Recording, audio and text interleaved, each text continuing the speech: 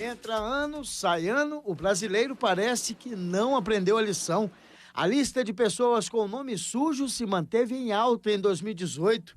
Segundo a Confederação Nacional dos Dirigentes Lojistas, 62 milhões de contribuintes estão inadimplentes. Alguns nem sabem como sair do fio da navalha. Este índice pode aumentar com as compras de fim de ano e os impostos como o IPVA e o IPTU começam a ser cobrados no início do ano que vem. Cássio já foi um desses gastadores, mas de um tempo para cá aprendeu que não adianta se empolgar, é preciso juízo na hora de gastar e ainda mais usando o cartão de crédito. É muito difícil, é como é necessário o controle e além do controle a gente precisa o quê? Associar essa organização, planejamento com decisões corretas. Nossa, bicho, é um quebra-cabeça muito louco, mas tudo é possível e quando você aprende uma vez, torna um processo muito automático. Agora, o empresário que administra uma agência de publicidade com 18 funcionários tenta alertar a equipe sobre as despesas excessivas e como utilizar da melhor forma o 13º salário. Tudo para evitar uma turma desanimada com as dívidas em casa. Poxa, que alegria, 13º, um salário a mais eu estou recebendo. Não, se você de fato fez um planejamento da sua remuneração, você vai perceber que isso não é um salário a mais. O brasileiro trabalha 12 meses e ele recebe desses 12 meses apenas 8, no máximo 9. E aí no final do ano entra esse 13º gerando aquela falsa sensação e aquela falsa alegria de que é um salário extra. Na verdade, esse 13º, muitas vezes, para as pessoas que não têm uma organização, um planejamento, ele serve para aquele tampa-buraco das contas que iniciam agora no início do ano, que a gente entra com IPTU, IPVA, que são os impostos que até o meio do ano são necessários fazer o pagamento. Os especialistas não se cansam de avisar. Sem planejamento, a conta não fecha no final do mês. O único jeito é sentando na mesa, com uma caneta e papel nas mãos, organizando as faturas e sempre com uma calculadora por perto e se debruçar nos cálculos, sendo honesto consigo mesmo. Tudo que não for pago à vista deve ser anotado como dívida.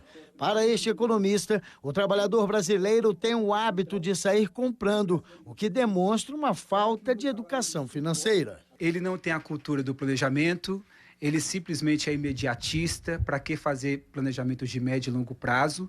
E aí entram nessa onda das festas de final de ano como Natal e Réveillon, e quando se depara com o mês de janeiro, início do ano, vem lá, poxa, tantas contas para pagar, mas só que elas são o quê? Reflexos do comportamento dos anos anteriores ou dos comportamentos. O profissional também orienta que seja feita uma análise sobre o perfil de cada pessoa. Afinal, tem gente que gasta demais e outros que já são mais comedidos. Os nossos gastos, eles são mais emocionais do que racionais, ou seja, 70% do que nós compramos é pela emoção.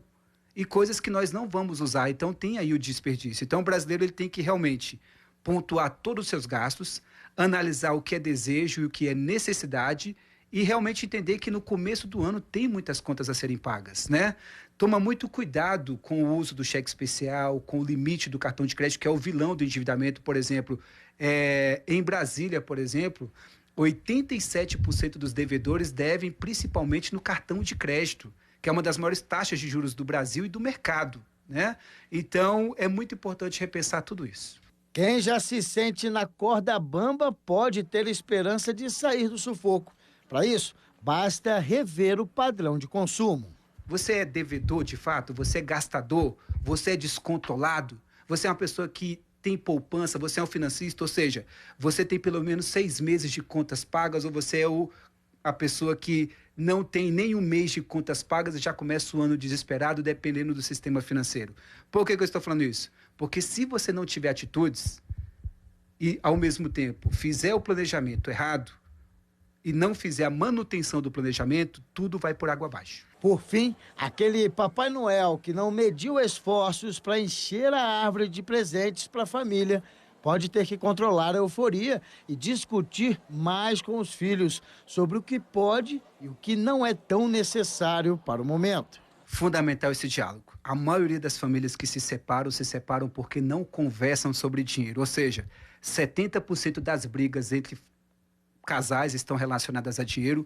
Em boa parte do mundo, 90% dos divórcios estão relacionados ao salário. Então, a família tem que conversar sobre dinheiro, tem que repassar isso para os filhos, educando eles através de uma mesada, que na verdade não é mesada. Primeiro é uma semanada, depois uma quinzenada e depois uma mesada. E isso serve para você transformar essa criança num adulto sustentável financeiramente. Então, converse sobre dinheiro, porque o casamento, a família vai ser muito mais unida.